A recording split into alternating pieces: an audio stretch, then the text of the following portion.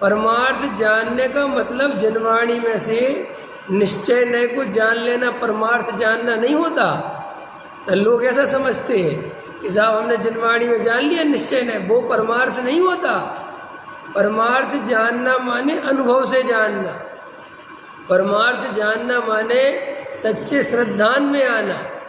ख्याल में ये परमार्थ से जानना है ना। बहुत सारे लोग परमार्थ से जानने का अर्थ समझते हैं कि मुमुक्षु है, वे तो परमार्थ भी समझते हैं और व्यवहार भी समझते हैं, और जो व्यवहारी है, जो वस्तु स्वरूप नहीं पढ़ते, स्वाध्याय नहीं समझते करते, वे परमार्थ नहीं समझते, वे व्यवहार में लगे रहते। ऐसा है ही नहीं स्वरूप वस्तु का, ऐसा स्वरूप नहीं है वस्तु का कि कोई व्यवहार में लगा रहे, कोई निश्चय में लगा रहे, ऐसा है ही नहीं।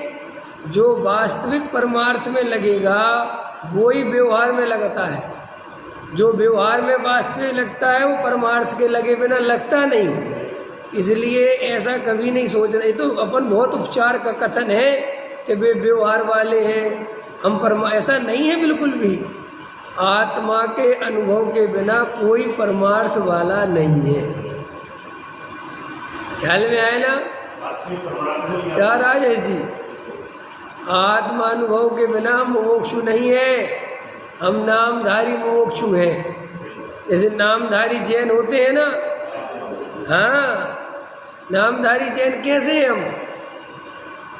नामधारी जैन समझते हो कि नहीं समझते?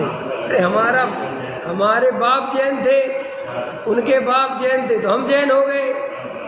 ख्याल में आए कि नहीं है? हमने जैन होने के लिए कौन सी यहाँ कोई मेहनत करी? ऐसे ही मोक्षु का मतलब क्या है? जो वर्तमान में मोक्षु का अर्थ है सामान्य, क्या अर्थ है वो? तुम कांजी स्वामी के भगत हो गए, स्वाध्याय सुनने लगे, बस मोक्षु हो गए। भाई ये हमारे यहाँ मोक्षु की परिपाटी है, लेकिन ये नहीं है वो मोक्षु।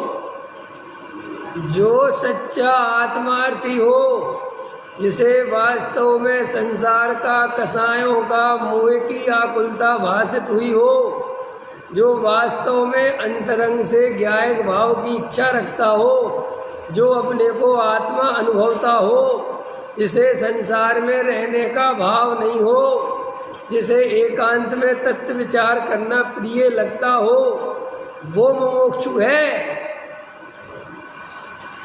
कोई रोज सुबह शाम समयसार पढ़ता है, मोक्षमार्ग प्रकाशक पढ़ता है, गुरुदेव के प्रवचन सुनता है, गुरुदेव के ग्रुप में शामिल हो गया है, इसलिए मोक्षु हो गया है, ये मान्यता महा झूठी है। और इससे अपने को बड़ा अहंकार में मत मानना, बड़ा मत मानना कि हम तो मुमुक्षु बन गए। ऐसे मुमुक्षु बनते तो सबरे ही मोक्ष चले जाते, फिर समझे ना? फिर तो यहाँ रहता कौन? अभी मुमुक्षु कितने हो गए? अरे बहन जी, मुमुक्षु हो गए कितने मंदिर बन गए हैं? तो ये सब सम्यक दृष्टियों ने बनवाए होंगे, ये सबरे मोक्ष जाएंगे सब के सब है? क्यों जाएंगे कि नहीं जाएंगे? और उन्हीं मंदिरों के पीछे लड़ाई करते हैं, क्यों? क्या है फिर?